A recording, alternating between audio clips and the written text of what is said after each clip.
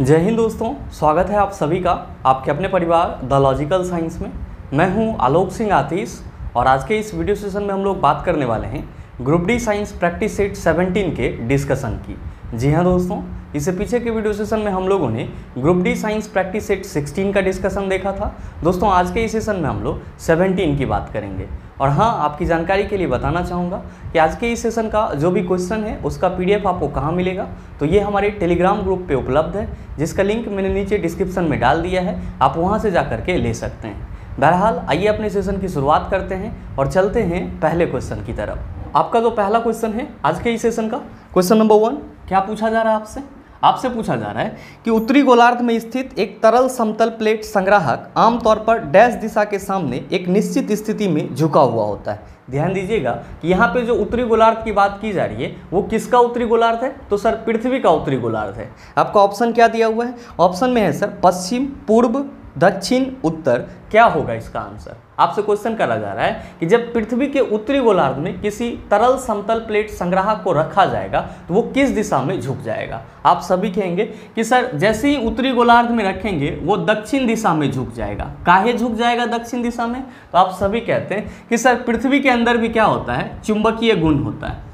पृथ्वी के अंदर भी क्या होता है, चुंबकीय गुण होता है, यानी कि मैग्नेटिक प्रॉपर्टीज होता है। और हम सबों को मालूम है कि किसी भी चुंबक में दो पोल होते हैं। कितने पोल होते हैं सर? दो पोल होते हैं। एक होता है आपका उत्तरी ध्रुव और दूसरा होता है आपका दक्षिणी ध्रुव, जिसको आप लोग नॉर्थ और साउथ यानी कि N और S से रिप्रेजेंट करते हैं। आप सभी कहते हैं कि गुरुजी किसी भी दो चुंबक का जो समान पोल होता है वो एक दूसरे को विकर्षित करता है, रिपेल करता है, जबकि दो चुंबक का जो विपरीत पोल होता है, विपरीत ध्रुव होता है, वो एक दूसरे को क्या करता है, आकर्षित करता है। तो जाहिर सी बात है कि जब पृथ्वी के अंदर चुंबकीय गुण है तो पृथ्वी के उत्तरी गोलार्ध में जब किसी तरल समतल प्लेट संग्राहक को रखा जाएगा तो वो किस दिशा में विक्षेपित हो जाएगा, तो सर दक्षिण दिशा में विक्षेपित हो जाएगा। तो आप बताइए कि आपके इस क्वेश्चन का सही आंसर क्या हो जाएगा। आप सभी कहेंगे sir option number C is the right answer of this question. ध्यान में रखेंगे कि पृथ्वी का ज्योग्राफिकल पोल और मैग्नेटिक पोल दोनों ही क्या होते हैं, अलग अलग होते हैं। और आपके एग्जाम में कभी कभी ये क्वेश्चन पूछ लिया जाता है कि पृथ्वी के भौगोलिक अक्ष और चुंबकीय अक्ष के बीच कितना डिग्री का कोण बनता है। तो आप सभी याद रखेंगे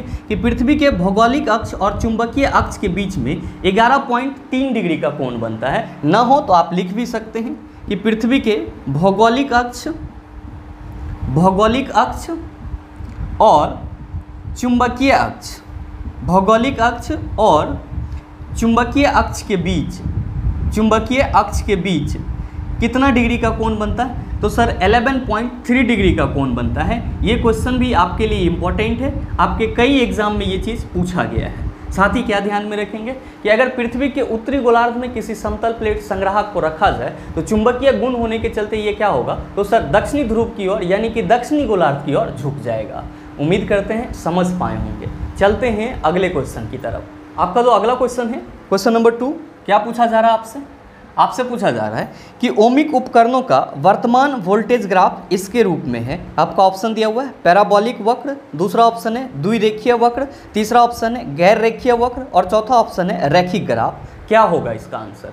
आपसे क्वेश्चन करा जा रहा है कि ओमिक उपकरण का जो ग्राफ होता है वो कैसा होता है। आप सभी कहेंगे कि सर पहले ये बताओ कि ये ओमिक उपकरण क्या है। मेरे मित्र ध्यान में रखिएगा कि ओमिक उपकरण को हम लोग इंग्लिश में क्या कहते हैं, तो सर इसी को हम लोग इंग्लिश में ओमिक डिवाइस कहते हैं। क्या कहते हैं? ओमिक डिवाइस कहते हैं। और इसके नाम से ही स्पष्ट है, यहाँ पे क्या लिखा हुआ है सर? ओम लिखा हुआ है। तो वैसा डिवाइस, वैसा उपकरण जो ओम के नियम का अनुसरण करता है, ओम के नियम का पालन करता है, उसको हम लोग क्या कहते हैं? ओमिक उपकरण कहते हैं। और ध्यान में रखेंगे कि वैसा उपकरण, वैसा डिवाइस जो ओम के नियम का पालन नहीं करता है वो क्या कहलाता है, तो सर वो नॉन ओमिक डिवाइस कहलाता है। क्या कहलाता है सर? नॉन ओमिक डिवाइस कहलाता है। आप सभी कहेंगे कि सर ऐसा कौन सा उपकरण है जो ओम के नियम का पालन नहीं करता है? भाई मेरे, आपके घर में जो बल्ब लगा हुआ रहता है वो ओम के नियम का पालन नहीं करता है, तो बल्ब आपका किस प्रकार का डिवाइस हो जाएगा, तो सर बल्ब जो है वो नॉन ओमिक डिवाइस हो जाएगा। किस प्रकार का डिवाइस हो जाएगा?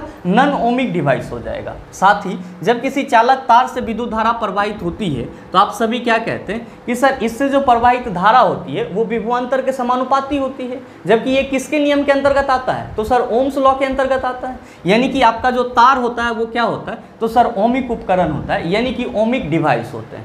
तो आप ये सरल शब्द में कह सकते हैं कि गुरुजी वैसा उपकरण जो ओम्स लॉ को फॉलो करता है, वैसा उपकरण जो ओम्स लॉ को फॉलो करता है वो क्या कहलाएगा, तो सर ओमिक उपकरण कहलाएगा। और आप सबों को मालूम है कि ओम्स लॉ के अकॉर्डिंग वोल्टेज क्या होती है, तो सर धारा के समानुपाती होती है। ओम्स लॉ के अकॉर्डिंग वोल्टेज क्या होती है, धारा के समानुपाती होती है, या फिर आप सभी ये भी कहते हैं कि गुरुजी विभवांतर जो है वो धारा के समानुपाती होती है। मेरे मित्र, जब आप विभवांतर और धारा के लिए एक ग्राफ खींचते हैं तो आप सभी क्या कहते हैं, आप सभी कहते हैं कि सर अगर ये हमारा y एक्सिस है और ये हमारा x एक्सिस है तो ये हमारा क्या हो जाएगा, ओरिजिन हो जाएगा। ध्यान में रखिएगा कि जब आप विभवांतर को x एक्सिस पे रखेंगे और धारा को क्या करेंगे सर, y एक्सिस पे रखेंगे, तो आप सभी क्या देखेंगे कि इसके लिए जो ग्राफ होगा वो एक सरल रेखा होगा। आप कहेंगे सर कैसे, तो थोड़ा देर के लिए मान लीजिए कि ये पॉइंट आपका 0.2 वोल्ट विभवांतर को रिप्रेजेंट करता है, ये पॉइंट 0.4 वोल्ट विभवांतर को रिप्रेजेंट करता है, और ये पॉइंट आपका 0.6 वोल्ट विभवांतर को रिप्रेजेंट करता है। साथ ही आपका जो ये पॉइंट है ये 0.1 एम्पियर धारा को रिप्रेजेंट कर रहा है, और ये वाला पॉइंट 0.2 एम्पियर धारा को रिप्रेजेंट कर रहा है, और ये पॉइंट 0.3 एम्पियर धारा को रिप्रेजेंट कर रहा है। आप सभी क्या कहते हैं कि ओम्स लॉ के अकॉर्डिंग विभवांतर जो होती है वो धारा के समानुपाती होती है, यानी कि विभवांतर बढ़ेगा तो धारा भी बढ़ेगा, विभवांतर घटेगा तो धारा भी घटेगा। आप क्या कहेंगे कि गुरुजी अगर हमारा क्या हो, विभवांतर 0.2 वोल्ट हो तो विद्युत धारा कितना होना चाहिए, तो सर 0.1 एम्पियर होना चाहिए। अगर हमारा विभवांतर 0.4 हो तो विद्युत धारा कितना होना चाहिए, 0.2। यहाँ पे थोड़ा सा टेढ़ा हो जा रहा है, इसको आप सीधा करके लिखेंगे। साथ ही अगर आपका विभवांतर 0.6 हो तो विद्युत धारा कितना होगा, तो गुरुजी 0.3 एम्पियर होगा। ध्यान दीजिएगा कि जब आप इन सारे पॉइंट को मिलाएंगे तो आप सभी क्या कहेंगे कि सर ये तो एक सरल रेखा है। ये क्या है सर, एक सरल रेखा है। तो हमेशा ध्यान में रखेंगे कि जितने भी ओमिक उपकरण होते हैं उसके लिए जो ग्राफ होता है वो क्या होता है, तो सर एक सरल रेखा होता है। क्या होता है, एक सरल रेखा होता है। और इस ग्राफ को हम लोग किस नाम से जानते हैं, तो सर रैखिक ग्राफ के नाम से जानते हैं। किस नाम से जानते हैं, रैखिक ग्राफ के नाम से जानते हैं। और आप हमेशा इस चीज़ को भी ध्यान में रखिएगा कि रैखिक ग्राफ या सरल रेखीय ग्राफ आपको वैसे दो राशि के लिए मिलेगा जो एक दूसरे के क्या होते हैं, समानुपाती होते हैं। तो चूंकि ओम्स लॉ के अकॉर्डिंग विभवांतर जो है वो धारा के समानुपाती है, इसीलिए हम कह सकते हैं कि इसका जो ग्राफ होगा वो क्या होगा, तो सर सरल रेखा होगा या फिर रैखिक होगा। तो आप बताइए सही आंसर क्या हो जाएगा। आप सभी कहेंगे sir option number D is the right answer of this question. उम्मीद करते हैं समझ पाए होंगे। चलते हैं अगले क्वेश्चन की तरफ। आपका जो अगला क्वेश्चन है क्वेश्चन नंबर 3, बड़ा ही आसान सा सवाल और आप सभी इसको देखते ही सॉल्व कर लेंगे। आपसे पूछा जा रहा है कि 20 न्यूटन का एक बल एक वस्तु को 2 मीटर विस्थापित कर देता है और 20 जूल कार्य करता है। बल और विस्थापन के बीच कोण है। आपका ऑप्शन दिया हुआ है 60 डिग्री, दूसरा ऑप्शन है 30 डिग्री, तीसरा ऑप्शन है 90 डिग्री और चौथा ऑप्शन है 0 डिग्री। क्या होगा इसका आंसर। आपसे क्वेश्चन पूछा जा रहा है कि अगर किसी वस्तु पर 20 न्यूटन का बल लग रहा हो जिसके चलते वस्तु जो है वो 2 मीटर विस्थापित हो जा रहा हो और इस विस्थापन के दौरान किया गया कार्य 20 जूल हो। किया गया कार्य क्या हो सर, 20 जूल हो। तो बल और विस्थापन के बीच कितना कोण बनेगा ये चीज़ बताना है, या बल और विस्थापन के बीच का कोण क्या होगा ये चीज़ आपको बताना है। आप सभी क्या कहेंगे सर बिल्कुल ही सरल है। क्यों, क्योंकि सारा डाटा तो हमको दे दिया गया है और हम सबों को मालूम है कि कार्य इक्वल टू क्या फार्मूला होता है, तो एफ कॉस थीटा फार्मूला होता है। अच्छा ये कॉस थीटा क्या है, तो गुरुजी ये है बल और विस्थापन के बीच का कोण है। कॉस थीटा क्या है सर, तो बल और विस्थापन के बीच का कोण है। ध्यान दीजिएगा कि आपको निकालना क्या है। आप कहेंगे सर कॉस थीटा निकालना है, तो भाई मेरे कार्य के जगह हम लोग कितना रखेंगे, तो सर 20 जूल रखेंगे। फोर्स के जगह क्या रखेंगे, आप कहेंगे सर 20 न्यूटन रखेंगे। विस्थापन के जगह सर 2 मीटर रखेंगे और कॉस थीटा तो आपको निकालना ही है, तो लीजिए कॉस थीटा लिख दिए यहाँ पे। आप कहेंगे कि सर जब इसको सॉल्व किया जाएगा तो हम सभी कह सकते हैं कि सर 20 इक्वल टू हो जाएगा 20 दूना 40 कॉस थीटा। ध्यान दीजिएगा जब आप कॉस थीटा यहाँ से निकालेंगे तो आप क्या कहेंगे कि गुरुजी कॉस थीटा इक्वल टू हो जाएगा 20/40। आप जब इसको सॉल्व करेंगे तो ये क्या हो जाएगा 1/2, यानी कि कॉस थीटा इक्वल टू आप क्या कह रहे हैं सर 1/2 कह रहे हैं। ध्यान दीजिएगा कि कॉस का कौन से एंगल का वैल्यू 1/2 होता है। आप सभी कहेंगे कि गुरुजी कॉस 60 डिग्री इक्वल टू कितना होता है 1/2 होता है। तो क्या हम कॉस थीटा इक्वल टू 1/2 के जगह 60 डिग्री लिख सकते हैं? आप कहेंगे बिल्कुल लिख सकते हैं भाई, मेरे यही तो आपसे पूछा जा रहा था कि बल और विस्थापन के बीच कितना डिग्री का कोण बनेगा। आप सभी क्या कहेंगे कि गुरुजी 60 डिग्री का कोण बनेगा। तो आप बताइए सही आंसर क्या हो जाएगा? आप सभी कहेंगे sir option number A is the right answer of this question. उम्मीद करते हैं समझ पाए होंगे। चलते हैं अगले क्वेश्चन की तरफ। आपका जो अगला क्वेश्चन है क्वेश्चन नंबर 4, क्या पूछा जा रहा है आपसे पूछा जा रहा है कि किसी जल विद्युत गृह में विद्युत ऊर्जा में परिवर्तित होने वाली ऊर्जा कौन सी है। आपका ऑप्शन दिया हुआ है यांत्रिक ऊर्जा, दूसरा ऑप्शन है स्थितिज ऊर्जा, तीसरा ऑप्शन है ऊष्मीय ऊर्जा, चौथा ऑप्शन है गतिज ऊर्जा। क्या होगा इसका आंसर? आपसे क्वेश्चन करा जा रहा है कि जल विद्युत गृह में कौन सी ऊर्जा विद्युत ऊर्जा में बदल जाता है। आप कहेंगे ये जल विद्युत गृह क्या होता है? भाई मेरे इसी को हम लोग इंग्लिश में हाइड्रो इलेक्ट्रिक पावर स्टेशन कहते हैं। क्या कहते हैं? हाइड्रो इलेक्ट्रिक पावर स्टेशन कहते हैं। ध्यान में रखेंगे कि हाइड्रो इलेक्ट्रिक पावर स्टेशन में क्या होता है। आप सभी कहेंगे कि सर यहाँ पे जल से विद्युत का उत्पादन किया जाता है। किससे विद्युत का उत्पादन किया जाता है? तो सर वाटर से विद्युत का उत्पादन किया जाता है। ध्यान दीजिएगा कि हाइड्रो इलेक्ट्रिक पावर स्टेशन बनाने से पहले हमको क्या बनाना होता है? तो सर बांध बनाना होता है, यानी कि डैम बनाना होता है। क्या है सर? तो डैम जो है वो पानी को क्या करेगा सर? रोक पाएगा। ध्यान दीजिएगा कि बांध से पानी किस पे गिरता है? आप सभी कहते हैं कि गुरुजी बांध से पानी जो है वो टरबाइन पे गिरता है। किस पे गिरता है? टरबाइन पे गिरता है। ध्यान दीजिएगा कि जो बांध से पानी टरबाइन पे गिरता है, तो बांध से जब पानी गिर रहा होगा तो उसमें क्या होगा? आप कहेंगे गुरुजी गति होगा। और किसी भी वस्तु में गति के चलते कौन सी ऊर्जा होती है? आप सभी कहेंगे सर जब यहाँ पे गति होगा तो जाहिर सी बात है कि यहाँ पे गतिज ऊर्जा होगा। यानी कि जब आप बांध से पानी को किस पे गिराएंगे? टरबाइन पे गिराएंगे, तो वहाँ पे टरबाइन को कौन सी ऊर्जा मिल रही होगी? तो सर गतिज ऊर्जा मिल रही होगी। ध्यान में रखेंगे कि ये टरबाइन किससे कनेक्ट होता है? तो सर ये टरबाइन जो है हाइड्रो इलेक्ट्रिक जनरेटर से कनेक्ट होता है। किससे कनेक्ट होता है? हाइड्रो इलेक्ट्रिक जनरेटर से कनेक्ट होता है। और आपको यहाँ पे फोकस ये रखना होगा कि जैसे ही इस टरबाइन को जल के द्वारा गतिज ऊर्जा मिलती है, ये टरबाइन क्या करता है? जल के गतिज ऊर्जा को यांत्रिक ऊर्जा में बदल देता है। जल के गतिज ऊर्जा को किस में बदल देता है? यांत्रिक ऊर्जा में बदल देता है। और ये जो आपका यांत्रिक ऊर्जा है उसको हाइड्रो इलेक्ट्रिक जनरेटर के थ्रू किस में बदल दिया जाता है? तो सर विद्युत ऊर्जा में बदल दिया जाता है। किस में बदल दिया जाता है? तो सर इलेक्ट्रिकल एनर्जी में बदल दिया जाता है, यानी कि विद्युत ऊर्जा में बदल दिया जाता है। आप सभी क्या देख रहे हैं? आप सभी देख रहे हैं कि गुरुजी बांध से गिरता हुआ पानी जब टरबाइन पे आता है तो सर बांध से गिरते हुए पानी में गतिज ऊर्जा होता है और सारा खेल इसी गतिज ऊर्जा पे हो रहा है। सारा खेल क्या हो रहा है सर? इसी गतिज ऊर्जा पे हो रहा है। क्यों?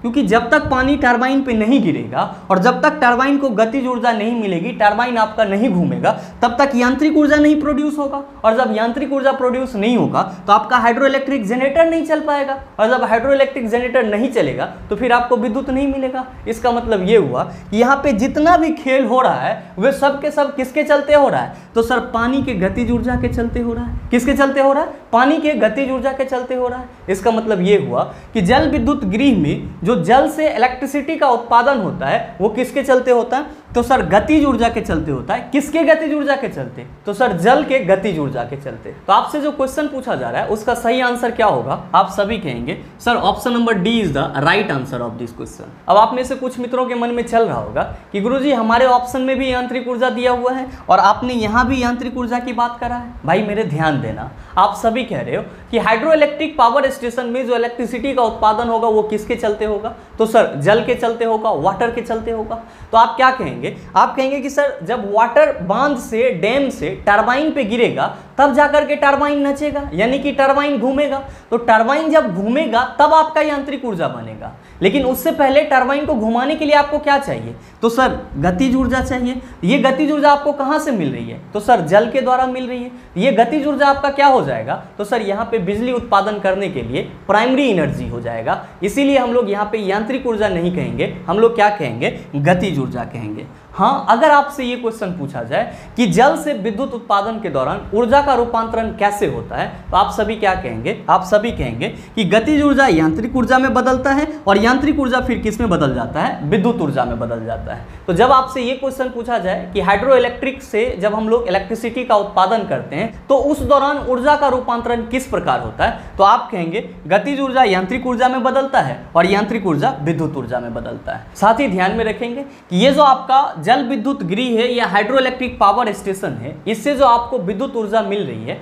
तो आप इसको क्या कह सकते हैं, तो सर इसको आप ऊर्जा का स्रोत भी कह सकते हैं। क्यों? क्योंकि जहां से भी आपको ऊर्जा मिलती है उसको आप क्या कह सकते हैं, ऊर्जा का स्रोत कह सकते हैं। तो जाहिर सी बात है कि हाइड्रो इलेक्ट्रिक पावर स्टेशन भी क्या है, ऊर्जा का स्रोत है। अब आपसे क्वेश्चन पूछ लिया जाता है कि हाइड्रो इलेक्ट्रिक पावर स्टेशन किस प्रकार का ऊर्जा का स्रोत है, आप सभी कहेंगे सर ये नवीकरणीय ऊर्जा का स्रोत है। कौन सा ऊर्जा का स्रोत है, नवीकरणीय ऊर्जा का स्रोत है। और अगर आपसे ये क्वेश्चन पूछा जाए कि विश्व का सबसे बड़ा हाइड्रो इलेक्ट्रिक पावर स्टेशन किस देश में है, आप कहेंगे सर चाइना में है। कहां पे है सर, चाइना में। कौन सा बांध है सर, तो थ्री गॉर्जियस डैम है।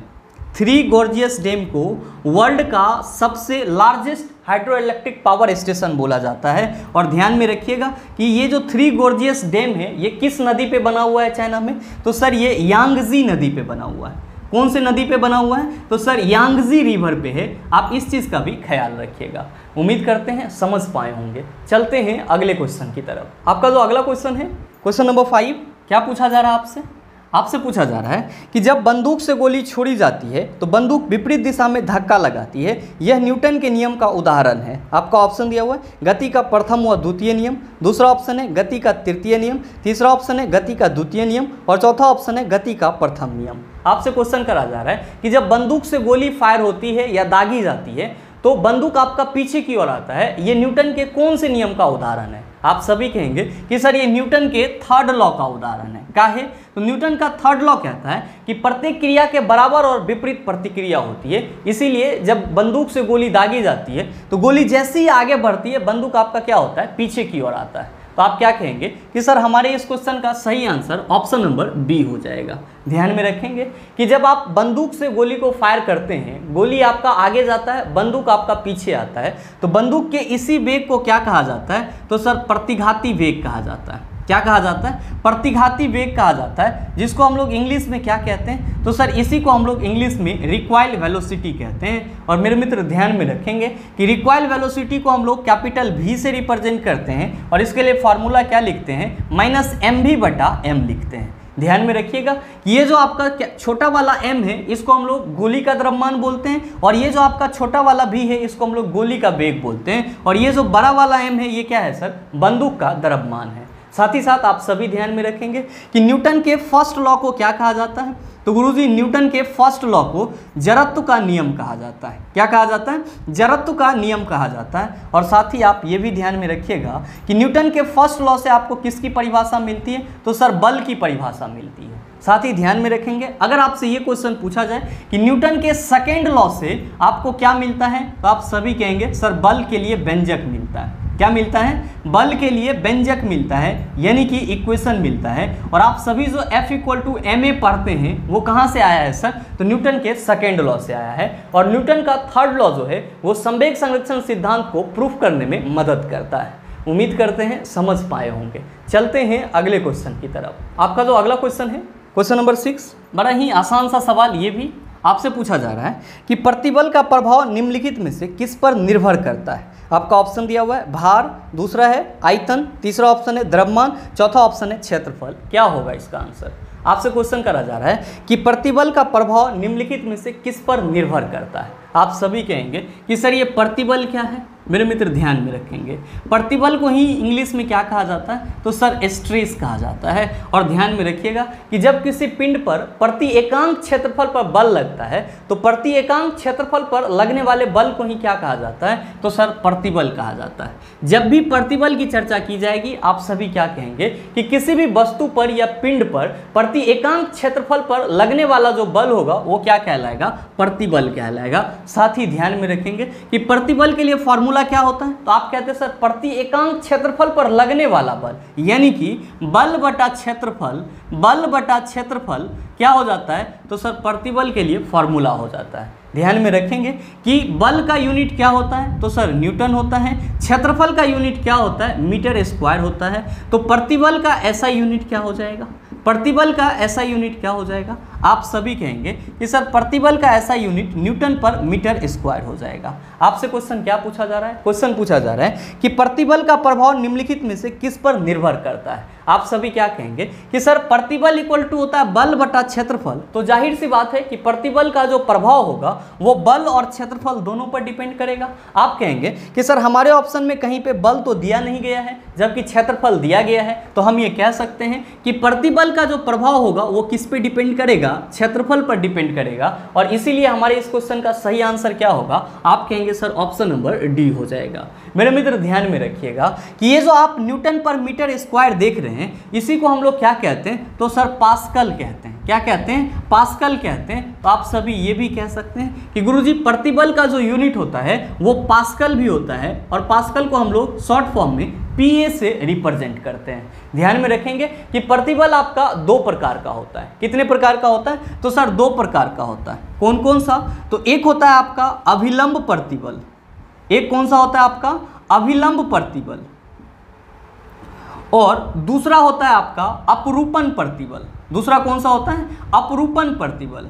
आप कहेंगे कि गुरुजी अभिलंब प्रतिबल को हम लोग कैसे डिफाइन करेंगे? तो बड़ा ही सिंपल है। यहाँ पे लिखा हुआ है अभिलंब, यानी कि अगर किसी पिंड पर कोई बल लंबवत लग रहा है तब वहाँ पे जो प्रतिबल होगा उसको क्या कहेंगे? तो सर अभिलंब प्रतिबल कहेंगे। और ध्यान में रखेंगे कि अगर किसी पिंड पर जो लगने वाला बल होगा वो क्या होगा कि समांतर रूप से लग रहा होगा या फिर टेंजेंट लाइन के रूप में यानी कि स्पर्श रेखा के रूप में लग रहा होगा, तब आप उसको क्या कहेंगे? तो सर तब आप उसको अपरूपण बल कहेंगे। आप कहेंगे कि चलो सर इसको तो हमने समझ लिया, ये बताओ कि हमारे ऑप्शन में जो भार दिया हुआ है ये क्या है? नो डाउट आप सबों को मालूम होगा कि भार भी क्या है सर? एक प्रकार का बल है जिसको इंग्लिश में हम लोग क्या कहते हैं? वेट कहते हैं। फॉर्मूला क्या होता है? तो सर mg होता है। m क्या है? वस्तु का द्रव्यमान है। g क्या है? तो सर गुरुत्वीय त्वरण है। आप कहेंगे कि सर आयतन भी दिया हुआ है। नो डाउट आप सबों को मालूम होगा कि आयतन का मतलब क्या होता है? लंबाई गुना चौड़ाई गुना ऊंचाई। साथ ही आप ये कह सकते हैं कि सर घनत्व इक्वल टू हम लोग फार्मूला पढ़ते हैं मास बाय वॉल्यूम, तो हम लोग यहाँ से वॉल्यूम निकाल सकते हैं। आपका अगला ऑप्शन है द्रव्यमान। कहने की कोई जरूरत नहीं है। द्रव्यमान क्या है? एक अदिश राशि है। किसी भी वस्तु का जो कुल कणों का मान होता है वही क्या कहलाता है? उसका द्रव्यमान कहलाता है। ध्यान में रखेंगे कि द्रव्यमान अदिश राशि है जबकि भार क्या है आपका? सदिश राशि है।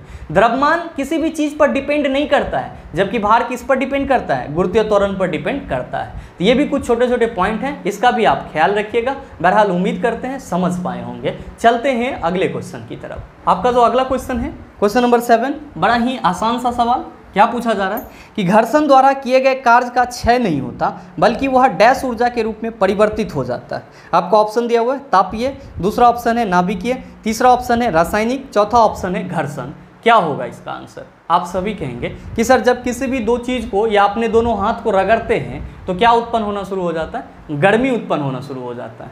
तो जब आप रगड़ रहे हैं तब गर्मी उत्पन्न होना शुरू हो जा रहा है। तो रगड़ रहे हैं उस वक्त क्या कर रहे हैं सर? घर्षण कर रहे हैं, यानी कि घर्षित कर रहे हैं। तो आप सभी क्या कह सकते हैं कि सर यहाँ पे घर्षण के चलते जो हमको गर्मी उत्पन्न हो रहा है, इसका मतलब ये हुआ कि घर्षण करने में जो ऊर्जा लगी वो किस में बदल गया? तो सर तापीय ऊर्जा में बदल गया, जिसके चलते हमको क्या महसूस हो रही है? गर्माहट महसूस हो रही है। तो आपसे जो क्वेश्चन पूछा जा रहा है उसका सीधा सीधा आंसर क्या हो जाएगा? आप सभी कहेंगे कि सर घर्षण करने से जो ऊर्जा क्षय होती है वो किस में बदल जाती है? तापीय ऊर्जा में बदल जाती है। और इसीलिए हमारे इस क्वेश्चन का सही आंसर ऑप्शन नंबर ए हो जाएगा। आप कहेंगे कि सर हमारे ऑप्शन में नाभिकीय भी दिया हुआ है, तो नो डाउट आप सभी समझ रहे होंगे कि नाभिक के अंदर जो ऊर्जा होती है उसी को हम लोग नाभिकीय ऊर्जा कहते हैं। आप कहेंगे कि सर हमारे ऑप्शन में रासायनिक भी दिया हुआ है, तो किसी भी केमिकल में जो ऊर्जा रहती है उसको हम लोग क्या कहते हैं? रासायनिक ऊर्जा कहते हैं। साथ ही ध्यान में रखिएगा कि घर्षण को हम लोग क्या कहते हैं? तो सर घर्षण को विरोध करने वाला बल कहते हैं। घर्षण को क्या कहते हैं? तो सर विरोध करने वाला बल कहते हैं। और हमेशा ध्यान में रखेंगे कि घर्षण एक प्रकार का ऐसा बल है जो वस्तु के गति का हमेशा क्या करता है? विरोध करता है। दैट्स वाई इसी को हम लोग क्या बोलते हैं? ये एक विरोध करने वाला बल है। घर्षण कितने प्रकार के होते हैं? तो आप कहेंगे सर मूल रूप से 3 प्रकार के होते हैं। कौन कौन सा? तो पहला होता है आपका स्लाइडिंग फ्रिक्शन, यानी कि किसी भी वस्तु के खिसकाने से जो घर्षण उत्पन्न होता है उसको हम लोग स्लाइडिंग फ्रिक्शन कहते हैं। दूसरा होता है आपका रोलिंग फ्रिक्शन, यानी कि जब आप किसी वस्तु को लुढ़का करके ले जाते हैं, जैसे कि गैस सिलेंडर बहुत ज़्यादा भारी होता है तो आप उसको रोल करते हुए ले जाते हैं, तो इस फ्रिक्शन को क्या बोला जाता है? रोलिंग फ्रिक्शन बोला जाता है, और हिंदी में लोटनिक फ्रिक्शन बोला जाता है। और तीसरा होता है आपका स्टैटिक फ्रिक्शन। तीसरा कौन सा होता है, स्टैटिक फ्रिक्शन। तो आप हमेशा ध्यान में रखेंगे कि घर्षण मूल रूप से 3 प्रकार के होते हैं, स्लाइडिंग फ्रिक्शन, रोलिंग फ्रिक्शन और स्टैटिक फ्रिक्शन। उम्मीद करते हैं समझ पाए होंगे। चलते हैं अगले क्वेश्चन की तरफ। आपका जो अगला क्वेश्चन है, क्वेश्चन नंबर 8, क्या पूछा जा रहा है आपसे?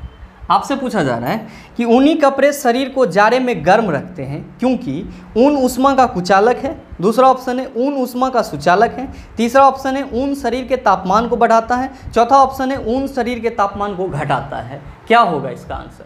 आपसे क्वेश्चन पूछा जा रहा है कि जाड़े के दिन में जो आप स्वेटर वगैरह पहनते हैं या ऊनी कपड़ा पहनते हैं वो आपको गर्म रखता है, ऐसा क्यों होता है?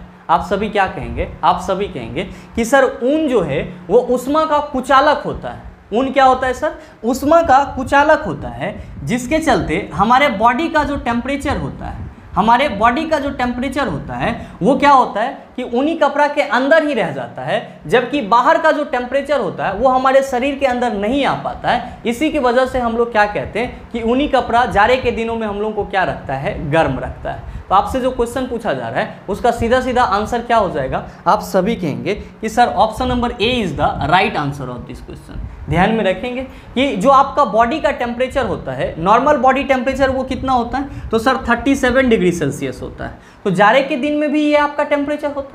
तो जैसे ही आप गर्म कपड़ा या ऊनी कपड़ा पहनते हैं तो ऊनी कपड़ा क्या करता है कि आपके बॉडी को जो बाहरी वातावरण का जो टेम्परेचर होता है उसके संपर्क में नहीं आने देता है। क्यों? क्योंकि उस ऊन जो होता है वो ऊष्मा का क्या होता है, कुचालक होता है। यानी कि आपके बॉडी का जो टेम्परेचर है वो उसको बाहर नहीं जाने देता और बाहर की जो ठंडी हवा होती है उसको वो अंदर नहीं आने देता है, जिसके चलते आपको क्या फील होता है, गर्माहट फील होता है। और हम सभी क्या कहते हैं कि ऊनी कपड़ा जो है वो जाड़े के दिन में हम लोगों को गर्म रखता है। रीजन सिर्फ और सिर्फ यही है कि ऊन जो है वो ऊष्मा का क्या होता है? तो सर ऊन जो है ऊष्मा का कुचालक होता है। उम्मीद करते हैं समझ पाए होंगे। चलते हैं अगले क्वेश्चन की तरफ। आपका जो अगला क्वेश्चन है, क्वेश्चन नंबर 10, बड़ा ही आसान सा सवाल। ये भी आपसे पूछा जा रहा है कि ध्वनि तरंगों की गति 700 मीटर पर सेकेंड है। ध्वनि तरंगें 7 किलोमीटर की यात्रा करने में कितना समय लेगी? आपसे क्वेश्चन करा जा रहा है कि ध्वनि तरंग की गति कितनी है? तो सर क्वेश्चन में दिया हुआ है 700 मीटर पर सेकेंड। क्या कहा जा रहा है कि ध्वनि तरंग के द्वारा कितना दूरी कवर किया जा रहा है? तो सर ध्वनि तरंग के द्वारा 7 किलोमीटर की दूरी कवर करा जा रहा है। तो आपसे ये पूछा जा रहा है कि 7 किलोमीटर दूरी को कवर करने में कितना टाइम लगेगा, समय कितना लगेगा? बताइए, ना बनेगा? आसानी से बन जाएगा। आप सभी कहेंगे कि गुरुजी स्पीड इक्वल टू फॉर्मूला होता है डिस्टेंस बटा टाइम, यानी कि दूरी बटा समय। आप क्या कहेंगे कि सर अगर हम यहाँ से टाइम निकालेंगे तो हम सीधे कह सकते हैं कि टाइम इक्वल टू क्या हो जाएगा? तो सर टाइम इक्वल टू हो जाएगा डिस्टेंस बटा स्पीड।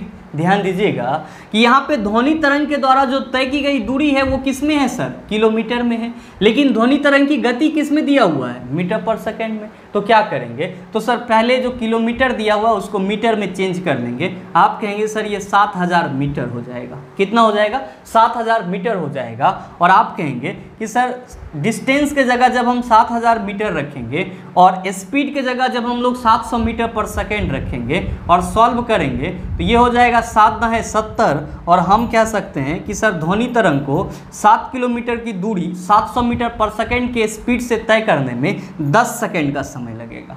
तो आप बताइए सही आंसर क्या हो जाएगा? आप सभी कहेंगे sir option number A is the right answer of this question. उम्मीद करते हैं समझ पाए होंगे। चलते हैं अगले क्वेश्चन की तरफ। आपका जो अगला क्वेश्चन है, क्वेश्चन नंबर 10, क्या पूछा जा रहा है आपसे? आपसे पूछा जा रहा है कि डैश रंग का विचलन कोण सबसे कम होता है। आपका ऑप्शन दिया हुआ है बैगनी, पीला, नीला, लाल। क्या होगा इसका आंसर? आप सभी याद रखेंगे हमेशा के लिए 2 पॉइंट। जब भी इस तरह का क्वेश्चन पूछा जाए क्या ध्यान में रखेंगे कि जिस रंग का तरंग दैर्घ्य यानी कि वेवलेंथ, तरंग दैर्घ्य ज़्यादा होगा, जिस रंग का तरंग दैर्घ्य ज़्यादा होगा उसका विचलन कम होगा। उसका विचलन क्या होगा सर? सबसे कम होगा। आप ये भी कह सकते हैं। और दूसरा पॉइंट ध्यान में रखेंगे कि जिस रंग का तरंग दैर्घ्य क्या होगा सर? सबसे कम होगा। तरंग दैर्ध्य क्या होगा, सबसे कम होगा, उसका विचलन ज़्यादा होगा, उसका विचलन क्या होगा, ज़्यादा होगा। नो डाउट आप सबों को मालूम है कि जो लाल रंग होता है इसका तरंग दैर्ध्य क्या होता है, तो सर सबसे ज़्यादा होता है। कितना होता है, तो आप सभी कहते हैं गुरुजी लाल रंग का तरंग दैर्ध्य 6563 एंगस्ट्रॉम होता है। तो जाहिर सी बात है कि लाल रंग का विचलन क्या होगा, सबसे कम होगा। जबकि आप सभी क्या कहते हैं कि गुरुजी बैंगनी रंग का जो तरंग दैर्ध्य होता है वो सबसे कम होता है। तो बैंगनी रंग का तरंग दैर्ध्य कितना होता है, तो आप सभी कहते हैं कि सर बैंगनी रंग का तरंग दैर्ध्य 3969 एंगस्ट्रॉम होता है। तो जाहिर सी बात है कि बैंगनी रंग का विचलन क्या होगा, सबसे ज़्यादा होगा। तो इस टाइप के क्वेश्चन को सॉल्व करने के लिए बस यही 2 पॉइंट आपको ध्यान में रखना है कि जिस रंग का तरंग दैर्ध्य ज़्यादा होगा उसका विचलन कम होगा, जिस रंग का तरंग दैर्ध्य सबसे कम होगा उसका विचलन क्या होगा, ज़्यादा होगा। तो आपसे जो क्वेश्चन पूछा जा रहा है उसका आंसर क्या होगा, आप कहेंगे कि सर हमसे क्वेश्चन पूछा जा रहा है कि डैश रंग का विचलन कोण सबसे कम होता है। हम कहेंगे कि सर लाल रंग का विचलन कोण सबसे कम होता है। क्यों, क्योंकि इसकी तरंग दैर्ध्य सबसे ज़्यादा होती है। सही आंसर क्या होगा, आप कहेंगे Guruji option number D is the right answer of this question. अगर आपसे ये क्वेश्चन पूछा जाता कि किस रंग का विचलन कोण सबसे ज़्यादा होता है, तो आप क्या कहते कि सर बैंगनी रंग का विचलन कोण सबसे ज़्यादा होता है। क्यों, क्योंकि इसकी तरंग दैर्ध्य सबसे कम होती है। उम्मीद करते हैं समझ पाए होंगे। चलते हैं अगले क्वेश्चन की तरफ। आपका जो अगला क्वेश्चन है, क्वेश्चन नंबर 11, क्या पूछा जा रहा है आपसे? आपसे पूछा जा रहा है कि किसी वस्तु को मुख्य फोकस पर रखने पर अभिसारी दर्पण द्वारा निर्मित प्रतिबिंब का आकार डैश होता है। आपको ऑप्शन दिया हुआ है अत्यधिक आवर्धित, धुंधला, समान आकार का, बिंदुओं के रूप में। क्या होगा इसका आंसर? आपसे क्वेश्चन पूछा जा रहा है कि किसी वस्तु को मुख्य फोकस पर रखेंगे तो अभिसारी दर्पण द्वारा जो प्रतिबिंब बनेगा वो प्रतिबिंब कैसा होगा। आप कहेंगे कि गुरुजी यहाँ पे अभिसारी दर्पण क्या है। मैंने आपको पीछे के सेशन में बताया है कि अभिसारी दर्पण को हम लोग अंग्रेजी में क्या कहते हैं, तो सर एकरे हम लोग अंग्रेजी में कन्वर्जिंग मिरर कहते हैं। क्या कहते हैं? कन्वर्जिंग मिरर कहते हैं। अच्छा, आप कहेंगे अभिसारी दर्पण बोलते किसको हैं, तो भाई मेरे अवतल दर्पण को अभिसारी दर्पण बोला जाता है। अवतल दर्पण को क्या बोला जाता है? अभिसारी दर्पण बोला जाता है। और अपसारी दर्पण किसको बोला जाता है, तो सर उत्तल दर्पण को बोला जाता है। आपसे क्वेश्चन ये करा जा रहा है कि अवतल दर्पण में अगर किसी वस्तु को अवतल दर्पण के मुख्य फोकस पर रखा जाएगा तब उसका प्रतिबिंब कहाँ बनेगा। आप क्या कहेंगे कि गुरुजी अगर हम इसके लिए डायग्राम ड्रॉ करेंगे तो थोड़ा देर के लिए मान लेते हैं कि ये हमारा क्या है, अवतल दर्पण है। जाहिर सी बात है ये क्या हो जाएगा, तो सर अवतल दर्पण का मुख्य अक्ष हो जाएगा। ये वाला पॉइंट क्या कहलाएगा, तो गुरुजी अवतल दर्पण का ध्रुव कहलाएगा। ये वाला पॉइंट क्या कहलाएगा, तो फोकस पॉइंट कहलाएगा। और ये वाला पॉइंट सर वक्रता केंद्र कहलाएगा। क्वेश्चन में दिए गए डाटा के अनुसार अगर हम वस्तु को कहाँ पे रखें, मुख्य फोकस पे रखें, तो आप सभी क्या कहेंगे, आप सभी कहेंगे कि गुरुजी इससे एक प्रकाश की किरण निकलेगी, एक प्रकाश की किरण निकलेगी जो परावर्तन के बाद क्या होगा, तो सर ये प्रकाश की किरण मुख्य अक्ष के समांतर है, तब परावर्तन के बाद ये मुख्य फोकस से होकर के गुजर जाएगा।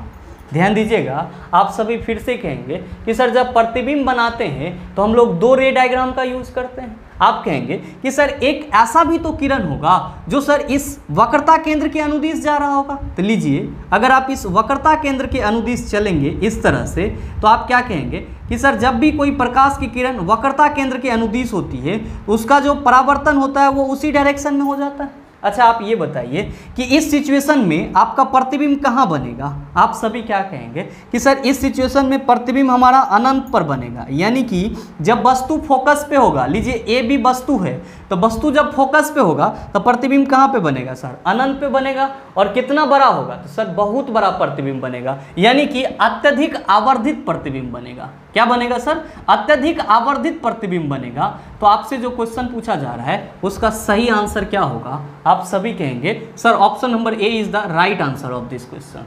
और चला ध्यान में रखना कि अगर वस्तु को अवतल दर्पण के फोकस पे रखेंगे तो प्रतिबिंब अनंत पर बनेगा, और अगर वस्तु को अनंत पर रखेंगे तो प्रतिबिंब कहाँ पे बनेगा, तो सर इसका उल्टा भी सही होता है। क्या कि अगर वस्तु अनंत पर रखा जाएगा तो प्रतिबिंब कहाँ पे बनेगा, फोकस पे बनेगा। और उस सिचुएशन में आपका प्रतिबिंब कैसा होगा, तो ध्यान में रखेंगे कि जब वस्तु को अनंत पर रखा जाएगा और प्रतिबिंब फोकस पर बनेगा तो प्रतिबिंब बहुत ही छोटा होगा, यानी कि बिंदु जैसा होगा। तो तो आपको क्या ध्यान में रखना है कि अगर अवतल दर्पण के मुख्य फोकस पर ऑब्जेक्ट को रखा जाए, प्रतिबिंब अनंत पर बनेगा जो कि बहुत बड़ा होगा, और अगर वस्तु को अनंत पर रखा जाए तो अवतल दर्पण के मुख्य फोकस पर जो उसका प्रतिबिंब बनेगा वो बहुत ही छोटा होगा, यानी कि बिंदु स्वरूप होगा।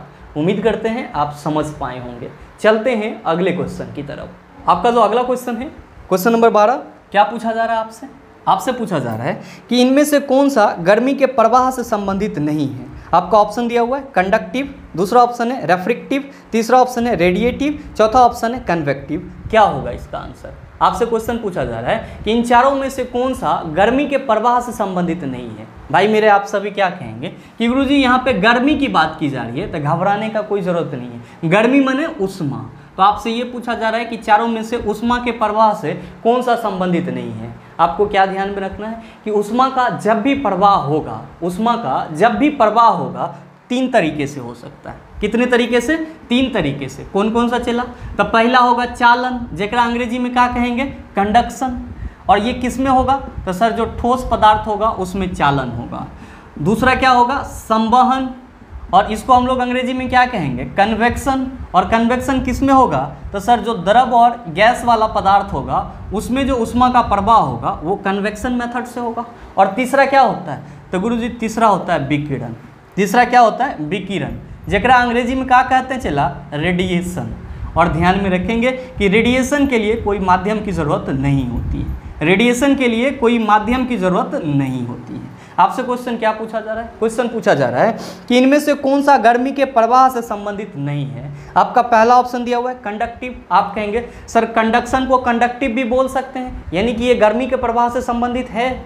आपका दूसरा ऑप्शन है रेफ्रेक्टिव। मेरे मित्र, रेफ्रेक्टिव को हम लोग इंग्लिश में ऐसे लिखते हैं, और रेफ्रेक्टिव को हम लोग हिंदी में क्या कहते हैं? तो सर अपवर्तक कहते हैं। और आप कहेंगे कि सर यहाँ पे अपवर्तक लिखा हुआ है तो ये कहीं ना कहीं अपवर्तनांक से संबंधित है, यानी कि अपवर्तन से संबंधित है, ये तो हमारे उष्मा के प्रवाह से संबंधित नहीं है। बिल्कुल सही सोच रहे हैं। जबकि आपका जो तीसरा ऑप्शन है उसमें दिया हुआ है रेडिएटिव। आप कहेंगे सर रेडिएशन को हम लोग रेडिएटिव भी बोलते हैं। और जो चौथा ऑप्शन है वो है कन्वेक्टिव, तो कन्वेक्टिव को हम लोग कन्वेक्शन कह सकते हैं। तो आप सभी कहेंगे कि sir option A, option C और ऑप्शन डी ये तीनों ही क्या हैं? तो गर्मी या उष्मा के प्रवाह से संबंधित है। जबकि ऑप्शन बी जो है वो किससे संबंधित है? तो प्रकाश के अपवर्तन से संबंधित है, जहां पे हम लोग रिफ्रैक्टिव सरफेस यानी कि अपवर्तक सतह की बात करते हैं। तो आप बताइए सही आंसर क्या हो जाएगा? आप सभी कहेंगे sir option number B is the right answer of this question.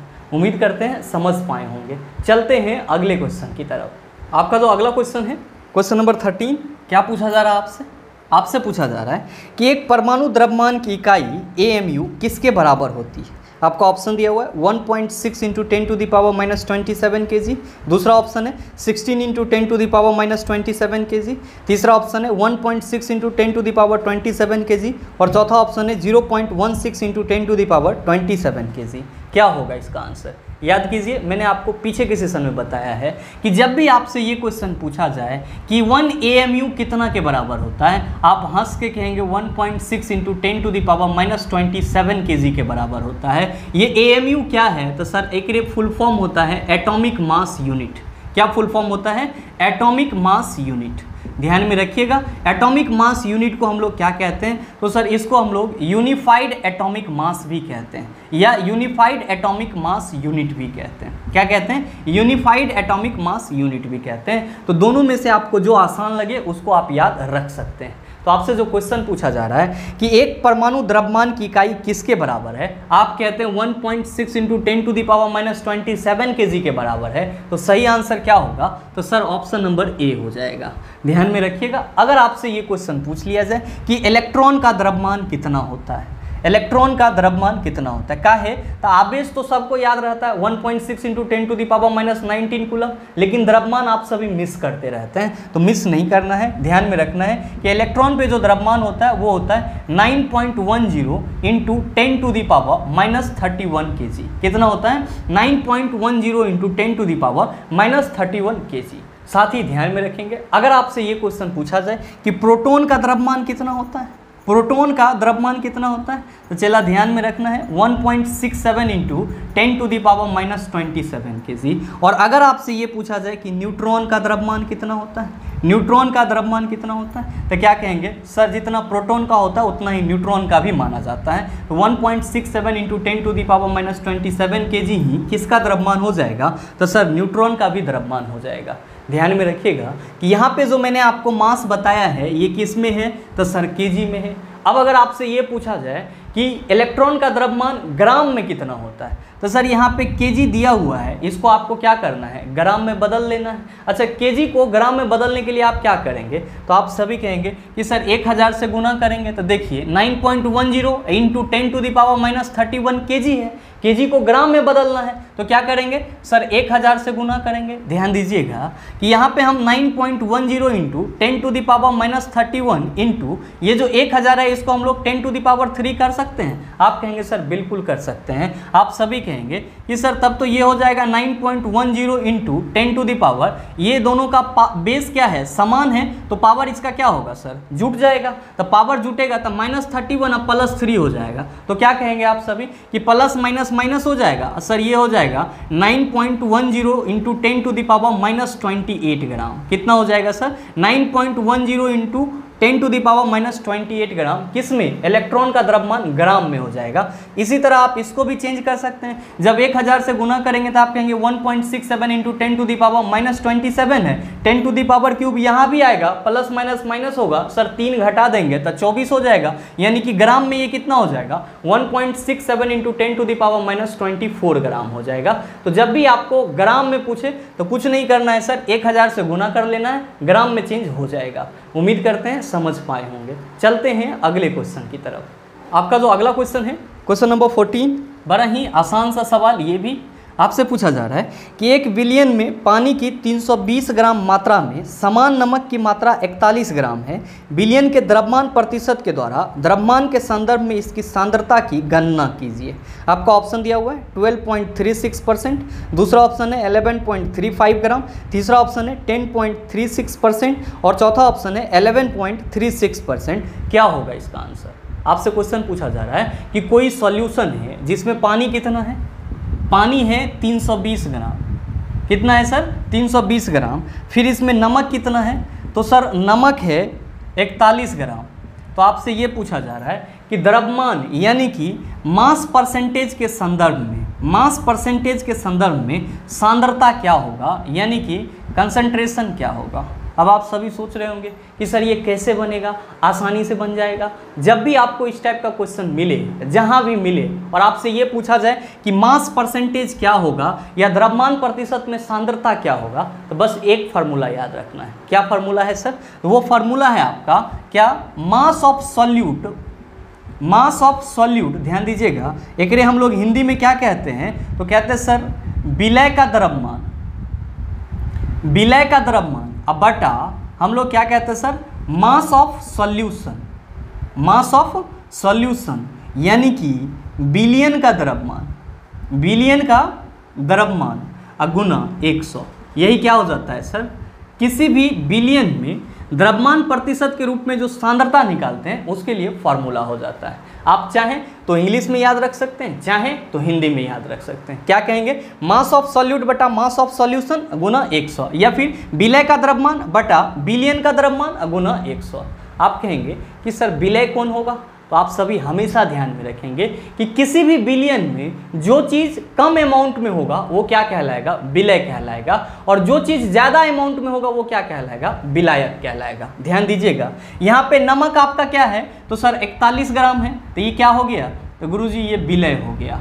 ध्यान देंगे कि पानी यहाँ पे क्या है सर? 320 ग्राम है, तो सर पानी क्या हो जाएगा? विलायक हो जाएगा। क्या हो जाएगा? विलायक हो जाएगा। चला ध्यान में रखना कि विलायक को अंग्रेजी में हम लोग सॉल्वेंट कहते हैं, और नो डाउट आप सबों ने कई बार याद करा होगा कि पानी जो है उसको यूनिवर्सल सॉल्वेंट बोला जाता है, यानी कि सार्वत्रिक विलायक बोला जाता है।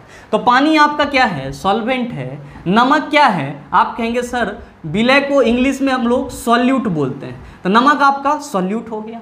आप कहिएगा कि सर यहाँ पे बिलियन का द्रव्यमान लिखे हैं, जबकि आप बिलियन का तो चर्चा नहीं किए। भाई मेरे आप क्या कहते हो कि गुरुजी जब भी बिलियन बनेगा तो विलय और विलायक दोनों होगा। जब भी बिलियन बनेगा तो विलय और विलायक दोनों होगा। इसका मतलब ये हुआ कि हमारा जो बिलियन बनेगा वो विलायक और विलय के योग से बनेगा। आप ये बताओ कि 320 ग्राम विलायक है, 41 ग्राम विलय है, तो दोनों को जोड़ देंगे, यानी कि जब पानी में नमक मिलाएंगे तो हमारा बिलियन कितना हो जाएगा। आप कहेंगे सर कैसी बात कर रहे हैं, जब आप ये कह रहे हैं कि बिलियन इक्वल टू होता है विलायक प्लस विलय, विलायक प्लस विलय, तो विलायक है हमारा 320 ग्राम, अब विलय है हमारा 41 ग्राम, तो हमारा तो टोटल बिलियन हो जाएगा 361 ग्राम। कितना हो जाएगा?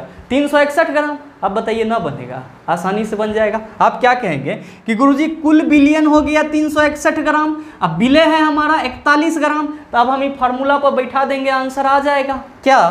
तो सर यहाँ पे है मास ऑफ सॉल्यूट, मतलब कि विलय का द्रव्यमान, तो विलय का द्रव्यमान गुरुजी 41 है। आपका बिलियन का द्रव्यमान कितना है? तो सर टोटल बिलियन हमारा 361 है, तो 41/361 अगुना 100। जब इसको आप सॉल्व कीजिएगा तब ये क्या हो जाएगा? तो सर ये 11.35 के समथिंग आएगा।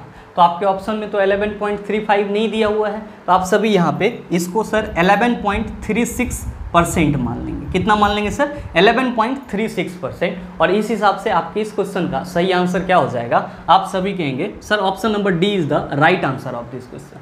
अब आप में से कुछ मित्र सोच रहे होंगे कि गुरुजी हमारे ऑप्शन नंबर बी में 11.35 दिया हुआ है, तो चला ध्यान देना कि 11.35 तो दिया हुआ है, लेकिन बगल में ग्राम दिया हुआ है, जबकि सांद्रता जब भी निकलेगा तो परसेंटेज में निकलेगा। इसीलिए हम लोग क्या करेंगे, तो सर यहाँ पे 11.357 इतना आएगा आपका, तो समथिंग में आप 11.36 मान सकते हैं और सही आंसर ऑप्शन नंबर डी को टिक कर सकते हैं। उम्मीद करते हैं समझ पाए होंगे। चलते हैं अगले क्वेश्चन की तरफ। आपका जो अगला क्वेश्चन है, क्वेश्चन नंबर 15, क्या पूछा जा रहा है आपसे? आपसे पूछा जा रहा है कि ऑक्सीकरण अभिक्रिया जो गर्मी और प्रकाश पैदा करती है वह है ऊष्माशोषी, दूसरा है दहन, तीसरा है ऊष्माक्षेपी और चौथा है आपका उदासीन। क्या होगा इसका आंसर?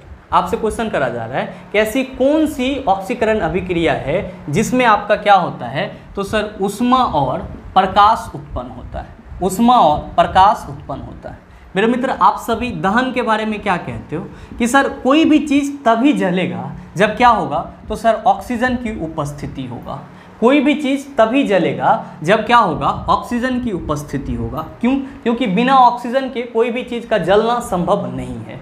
मेरे मित्र जब ऑक्सीजन उपस्थित होगा और कोई भी चीज़ जलेगा तो आप सभी क्या कहेंगे कि सर यहाँ पे दहन की क्रिया में ऑक्सीजन क्या होगा? ऐड होगा। दहन की क्रिया में क्या होगा सर? ऑक्सीजन ऐड होगा। और जब कोई चीज़ जलेगा तो क्या होगा? तो सर ऊष्मा और प्रकाश दोनों रिलीज होगा। इसका मतलब क्या हुआ कि जो दहन की प्रक्रिया है वो क्या है? ऑक्सीकरण प्रक्रिया है, और उसमें क्या होता है? तो सर ऊष्मा और प्रकाश उत्पन्न होता है। तो आप बताइए सही आंसर क्या हो जाएगा? आप सभी कहेंगे sir option number B is the right answer of this question. हमेशा ध्यान में रखेंगे कि जो दहन की प्रक्रिया होती है, कंबसन की प्रक्रिया होती है, वो कौन सी प्रक्रिया होती है? आप कहेंगे ऑक्सीकरण प्रक्रिया होती है, ऑक्सीडेशन रिएक्शन होती है। आप कहेंगे कि सर हमारे ऑप्शन में ऊष्माशोषी दिया हुआ है, नो डाउट आप सबों को मालूम होगा और इसके नाम से ही स्पष्ट है, लिखा हुआ है ऊष्माशोषी। ऐसी अभिक्रिया जिसमें ऊष्मा का शोषण हो क्या कहलाएगा? ऊष्माशोषी। दूसरा है आपका ऊष्माक्षेपी। आप कहेंगे कि सर वैसी रासायनिक अभिक्रिया जिसमें ऊष्मा का निष्कासन हो क्या कहलाएगा? ऊष्माक्षेपी कहलाएगा। ध्यान में रखेंगे ऊष्माशोषी को इंग्लिश में एंडोथर्मिक कहते हैं और ऊष्माक्षेपी को हम लोग इंग्लिश में एक्सोथर्मिक कहते हैं। आप कहेंगे कि गुरुजी हमारे ऑप्शन उदासीन अभिक्रिया भी है। तो मेरे मित्र ध्यान में रखिएगा कि जब अम्ल और भस्म एक दूसरे के साथ अभिक्रिया करता है तो इस अभिक्रिया को क्या बोला जाता है? उदासीन अभिक्रिया बोला जाता है। उम्मीद करते हैं समझ पाए होंगे। चलते हैं अगले क्वेश्चन की तरफ। आपका जो अगला क्वेश्चन है, क्वेश्चन नंबर 16, क्या पूछा जा रहा है आपसे?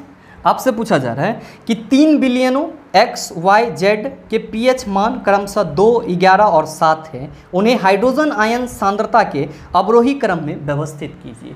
3 बिलियन आपको दिया गया है, कौन कौन सा? तो पहला है एक्स, दूसरा है वाई, तीसरा है जेड। अब इन तीनों का पीएच वैल्यू दिया हुआ है। एक्स का पीएच वैल्यू 2 दिया हुआ है, वाई का पीएच वैल्यू 11 दिया हुआ है और जेड का पीएच वैल्यू 7 दिया हुआ है। और आपसे क्वेश्चन करा जा रहा है कि इस तीनों ही विलियन को H+ आयन के सांद्रता के आधार पर, H+ आयन के सांद्रता के आधार पर अवरोही क्रम में व्यवस्थित करें। H+ आयन के सांद्रता के आधार पर अवरोही क्रम में व्यवस्थित करें।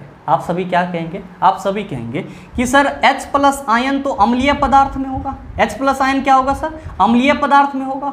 और जिस किसी भी विलयन का या जिस किसी भी पदार्थ का pH वैल्यू क्या होगा, 7 से जितना कम होगा वो क्या कहलाएगा सर? अम्लीय कहलाएगा। और अगर 7 होगा तो उदासीन कहलाएगा, और 7 से ज़्यादा होगा तो क्या कहलाएगा? क्षारीय कहलाएगा। तो आप क्या कह सकते हैं कि सर हमारा जो X विलयन है इसका pH वैल्यू 2 दिया हुआ है, यानी कि ये 7 से बहुत कम है, तो सबसे ज़्यादा H प्लस आयन का सांद्रण किस में होगा? आपके X वाले विलयन में होगा। यानी कि आप यहाँ पे कह सकते हैं कि सर इसमें सबसे ज़्यादा H प्लस आयन की सांद्रता होगी। क्या होगी सर? सबसे ज़्यादा H प्लस आयन की सांद्रता होगी। जबकि आपका जो Y वाला विलयन है इसका pH वैल्यू 11 दिया हुआ है, ये तो 7 से ज़्यादा है, यानी कि इसका नेचर क्या है? तो सर इसका नेचर क्षारीय है। इसका नेचर क्या है? क्षारीय है। और इसमें कौन सा आयन होगा? OH माइनस आयन होगा। जबकि आपका जो Z वाला विलयन है इसका pH वैल्यू कितना दिया हुआ है? 7। तो सर ये क्या होगा? तो गुरुजी ये उदासीन हो जाएगा, न्यूट्रल हो जाएगा। आपको क्या करना है कि इन तीनों ही विलयन को H प्लस आयन की सांद्रता के आधार पर अवरोही क्रम में सजाना है। अवरोही क्रम बोले तो घटते क्रम, अवरोही क्रम बोले तो घटते क्रम। मतलब क्या कि जो सबसे ज़्यादा H प्लस आयन देगा अब उससे कम देगा, फिर उससे कम देगा। तो आप क्या कहेंगे कि गुरुजी सबसे ज़्यादा X विलयन वाला H प्लस आयन देगा। लीजिए पहले हम X को लिख दिए। अच्छा, इससे कम H प्लस आयन कौन देगा? तो आप कहेंगे सर स्वाभाविक सी बात है कि जो Z वाला विलयन है वो तो उदासीन होगा। तो हम लोग H प्लस आयन सांद्रता के आधार पर X के बाद किसको रखेंगे? Z को रखेंगे। और फिर किसको रखेंगे? तो गुरुजी Y वाले को रखेंगे। यानी कि H प्लस आयन सांद्रता के आधार पर जो आपका XYZ विलयन है उसको आप अवरोही क्रम में किस तरह से लिख सकते हैं? तो सर XZY के रूप में लिख सकते हैं। तो आप बताइए कि आपका सही आंसर क्या हो जाएगा? आप सभी कहेंगे sir option number B is the right answer of this question. उम्मीद करते हैं समझ पाए होंगे। चलते हैं अगले क्वेश्चन की तरफ। आपका जो अगला क्वेश्चन है क्वेश्चन नंबर 17, बड़ा ही हलवा सा क्वेश्चन आपसे पूछा जा रहा है कि एक्टिनियम की परमाणु संख्या है। बताइए ना बनेगा? आप सभी इस क्वेश्चन का आंसर नीचे कमेंट करके ज़रूर बताइएगा, आपके कमेंट का इंतजार रहेगा। बहरहाल चलते हैं अगले क्वेश्चन की तरफ। आपका जो अगला क्वेश्चन है क्वेश्चन नंबर 18, बड़ा ही आसान सा सवाल ये भी आपसे पूछा जा रहा है कि जब कैल्शियम ऑक्साइड पानी के साथ अभिक्रिया करता है तो डैश का निर्माण उत्पाद के रूप में होता है। आपका ऑप्शन दिया हुआ है तांबा, दूसरा ऑप्शन है कैल्शियम, तीसरा ऑप्शन है कास्टिक चूना, चौथा ऑप्शन है कैल्शियम ऑक्साइड। क्या होगा इसका आंसर? आप सभी कहेंगे कि सर क्वेश्चन में सीधे सीधे कहा जा रहा है कि जब कैल्शियम ऑक्साइड वाटर के साथ रिएक्ट करेगा तो क्या बनेगा। चला क्या बनेगा? आप कहेंगे कि कैल्शियम ऑक्साइड जब वाटर के साथ रिएक्ट करेगा तो सर कैल्शियम हाइड्रोक्साइड CaOH बनेगा। और CaOH को हम लोग क्या कहते हैं? बुझा हुआ चूना कहते हैं, या फिर इसी को क्या बोला जाता है? तो गुरुजी कास्टिक चूना बोला जाता है। क्या बोला जाता है? कास्टिक चूना बोला जाता है। ध्यान में रखेंगे कि कैल्शियम ऑक्साइड को क्या बोला जाता है? तो सर कैल्शियम ऑक्साइड को कली चूना बोला जाता है। क्या बोला जाता है? कली चूना बोला जाता है, या फिर बिना बुझा हुआ चूना बोला जाता है। आपसे क्वेश्चन क्या पूछा जा रहा है कि जब कैल्शियम ऑक्साइड पानी के साथ अभिक्रिया करता है तो डैश का निर्माण उत्पाद के रूप में होता है। आप कहेंगे कि सर यहाँ पे CaOH बन रहा है और इसको हम लोग कास्टिक चूना कहते हैं। हम सभी ये कह सकते हैं कि जब कैल्शियम ऑक्साइड वाटर के साथ रिएक्ट करेगा तो उत्पाद के रूप में कास्टिक चूना का निर्माण होता है। और इसीलिए हमारे इस क्वेश्चन का सही आंसर क्या हो जाएगा? आप कहेंगे sir option number C is the right answer of this question. उम्मीद करते हैं समझ पाए होंगे। चलते हैं अगले क्वेश्चन की तरफ। आपका जो अगला क्वेश्चन है क्वेश्चन नंबर 19, बड़ा ही आसान सा सवाल आपसे पूछा जा रहा है कि डैश वर्ग के प्राणियों का रक्त गर्म होता है। आपका ऑप्शन दिया हुआ है पक्षी, दूसरा ऑप्शन है सरीसृप, तीसरा ऑप्शन है उभयचर, चौथा ऑप्शन है मत्स्य। आप सभी क्या कहेंगे कि सर जितने भी पक्षी वर्ग के जंतु होते हैं उसका जो ब्लड होता है वो कैसा होता है? गर्म होता है। सही आंसर क्या होगा? आप कहेंगे सर ऑप्शन नंबर ए। ध्यान में रखिएगा कि जब आप चिकन वगैरह के दुकान पे जाते हैं चिकन लेने के लिए तो वहाँ पे जब दुकानदार के द्वारा चिकन को काटा जाता है और गलती से उसका ब्लड का छींटा अगर आपके बॉडी पे पड़ जाता है तो सर वहाँ पे क्या होती है? आपको गर्माहट फील होती है।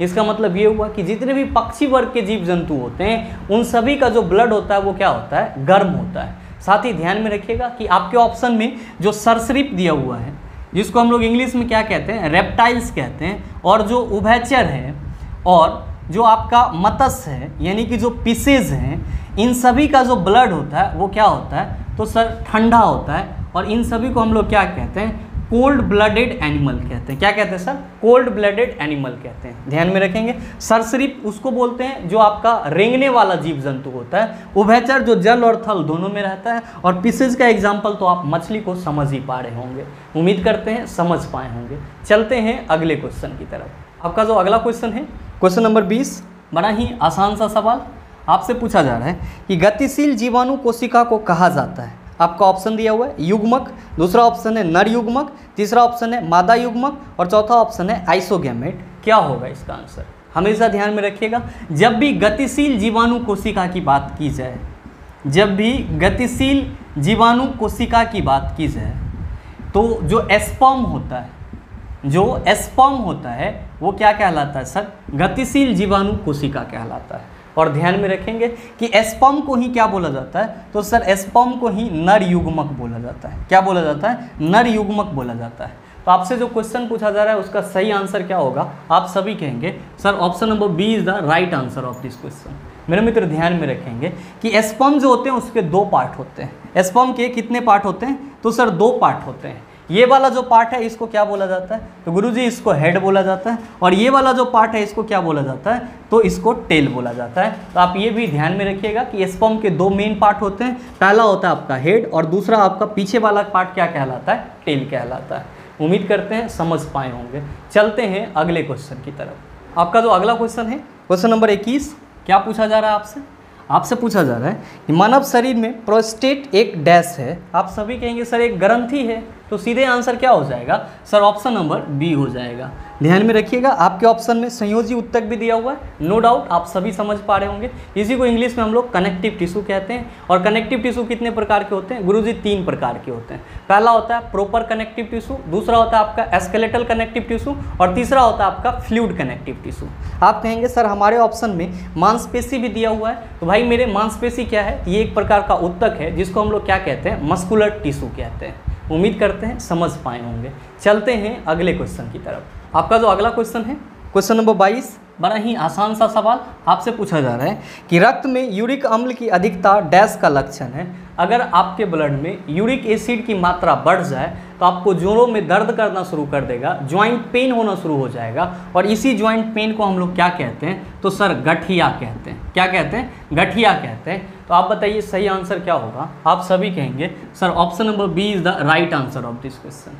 चलते हैं अगले क्वेश्चन की तरफ। आपका जो अगला क्वेश्चन है क्वेश्चन नंबर 23, क्या पूछा जा रहा है? आपसे पूछा जा रहा है कि रिक्त स्थान में सबसे उपयुक्त विकल्प भरें। वे पौधे जिनमें पौधे के विभिन्न भाग उपस्थित नहीं होते हैं वे डैश समूह से संबंधित हैं। आपका ऑप्शन दिया हुआ है फेंड्रोगेम्स, दूसरा ऑप्शन है थैलोफाइटा, तीसरा ऑप्शन है टेरिडोफाइटा, चौथा ऑप्शन है ब्रायोफाइटा। क्या होगा इसका आंसर? हमेशा ध्यान में रखेंगे कि जो थैलोफाइटा वर्ग के पौधे होते हैं उसके शरीर में और कोई अंग अच्छे तरह से डेवलप नहीं होता है। और जितने भी आपका अलगी हैं, जितने भी आपका क्या है सर? अलगी, जिसको आप शैवाल बोलते हैं, और साथ ही साथ जो लाइकेन है, जो लाइकेन है और जो फंगी है, ये सब के सब किस वर्ग के अंतर्गत आते हैं? तो सर ये सब के सब थैलोफाइटा वर्ग के अंतर्गत आते हैं। किसके अंतर्गत आते हैं? थैलोफाइटा वर्ग के अंतर्गत आते हैं। और इसके शरीर में अलग अलग अंग उपस्थित नहीं होते हैं, यानी कि आप कह सकते हैं कि इसका जो पूरा बॉडी होता है वो पूरी तरह से विकसित नहीं होता है। तो आपसे जो क्वेश्चन पूछा जा रहा है कि वे पौधे जिनमें पौधे के विभिन्न भाग उपस्थित नहीं होते हैं वे डैश समूह से संबंधित होते हैं। आप कहेंगे थैलोफाइटा समूह से संबंधित होते हैं। सही आंसर क्या होगा सर? ऑप्शन नंबर बी हो जाएगा। ध्यान में रखिएगा कि आपके ऑप्शन में जो फेंड्रोगेम्स दिया हुआ है, यानी कि ऑप्शन नंबर ए में जो दिया हुआ है, ये किस टाइप के पौधे होते हैं? तो सर ये वैसे पौधे होते हैं जो क्या करते हैं? बीज का प्रोडक्शन करते हैं, यानी कि बीज का उत्पादन करते हैं। और ध्यान में रखिएगा कि फेंड्रोगेम्स होते हैं वो 2 प्रकार के होते हैं। एक होता है एंजियोस्पर्म और दूसरा होता है आपका जिम्नोस्पर्म। आपका जो अगला ऑप्शन है वो है टेरिडोफाइटा। तो ध्यान में रखिएगा कि जो टेरिडोफाइटा होता है वो क्या होता है सर? वो वेस्कुलर प्लांट कहलाता है। क्या कहलाता है? वेस्कुलर प्लांट कहलाता है। और इसी को हम लोग क्रिप्टोगेमिया भी कहते हैं। क्यों? क्योंकि इसका जो रिप्रोडक्शन पार्ट होता है वो हिडन होता है। साथ ही आपके ऑप्शन में जो ब्रायोफाइटा है, तो ध्यान में रखिएगा ये आपका नॉन वेस्कुलर प्लांट होता है और इसके द्वारा कोई सीड का प्रोडक्शन नहीं किया जाता है। ये चीज़ भी आपके लिए इंपॉर्टेंट है, आप इसका भी खास ख्याल रखेंगे।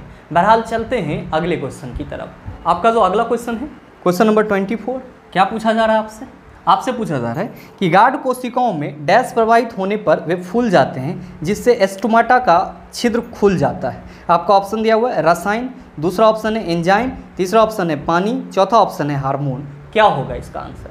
आप कहेंगे सर पहले ये बताओ कि गार्ड सेल कहाँ पे पाया जाता है और इसका स्ट्रक्चर कैसा होता है। तो भाई मेरे गार्ड सेल जो है वो प्लांट के लीफ वगैरह में पाया जाता है और गार्ड सेल का जो स्ट्रक्चर होता है वो कुछ इस तरह से होता है। इसी को हम लोग क्या कहते हैं? गार्ड सेल कहते हैं। और ध्यान में रखेंगे ये कहाँ पे पाया जाता है? तो सर स्टोमाटा में पाया जाता है, यानी कि रंध्र में पाया जाता है। और यहाँ से क्या होता है? तो सर यहाँ से गैसों का विनिमय होता है। क्या होता है? गैसों का विनिमय होता है। और ध्यान में रखेंगे कि जब गार्ड सेल के अंतर्गत क्या होता है? पानी जाता है। जब गार्ड सेल के अंतर्गत क्या होता है सर? पानी जाता है, तब ये क्या हो जाता है? फूल जाता है। तो आपसे जो क्वेश्चन पूछा जा रहा है कि गार्ड कोशिकाओं में डैश प्रवाहित होने पर वे फूल जाते हैं जिससे स्टोमाटा का छिद्र खुल जाता है। आप क्या कहेंगे कि सर पानी प्रवाहित होने पर ये फूल जाता है और जिसके चलते स्टोमाटा का छिद्र क्या हो जाता है? खुल जाता है और इससे क्या होता है? गैसियस एक्सचेंज होता है, यानी कि गैसों का विनिमय होता है। तो सही आंसर क्या होगा? आप सभी कहेंगे sir option number C is the right answer of this question.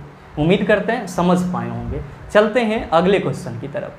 आपका जो अगला क्वेश्चन है क्वेश्चन नंबर 25, बड़ा ही आसान सा सवाल। ये भी आपसे पूछा जा रहा है कि निम्नलिखित में से कौन सा बहुबीजी फल नहीं है। आपका ऑप्शन दिया हुआ है पपीता, दूसरा ऑप्शन है सेब, तीसरा ऑप्शन है लीची, चौथा ऑप्शन है अनार। आपसे क्वेश्चन करा जा रहा है कि इन चारों में से कौन सा बहुबीजी फल नहीं है, मतलब ऐसा फल जिसमें बहुत सारा बीज हो। तो आप क्या कहेंगे? सर पपीता में भी बहुत सारा बीज होता है, जबकि सेब में भी बहुत सारा बीज होता है, जबकि लीची में तो सिर्फ और सिर्फ एक ही बीज होता है, और जो हमारा चौथा ऑप्शन अनार है इसमें भी क्या होता है? बहुत सारा बीज होता है। तो हमसे पूछा जा रहा है कि इन चारों में से कौन सा बहुबीजी फल नहीं है। तो लीची जो है वो बहुबीजी फल नहीं है। तो सही आंसर क्या होगा? ऑप्शन नंबर सी हो जाएगा। मेरे मित्र उम्मीद करते हैं यहाँ तक के जितने भी क्वेश्चन थे उसको आप आसानी से समझ पाए होंगे। अब इस टाइप का प्रश्न अगर आपको दोबारा दे दिया जाए तो आप उसका जवाब भी आसानी से दे सकते हैं। साथ ही उम्मीद करते हैं कि ये वीडियो आपको अच्छा लगा होगा। अगर आपको वीडियो अच्छा लगा तो वीडियो को लाइक कीजिएगा, ज़्यादा से ज़्यादा शेयर कीजिएगा, और हाँ, अगर आप चैनल पर नए हैं तो सब्सक्राइब करके बेल आइकन दबा लीजिएगा ताकि इस तरह के एग्जाम रेलेवेंट वीडियो का नोटिफिकेशन सबसे पहले आपके पास पहुँचे और आप उसको सबसे पहले देख पाओ। मिलते हैं फिर अगले सेशन में, तब तक के लिए best of luck. Thank you, have a nice day.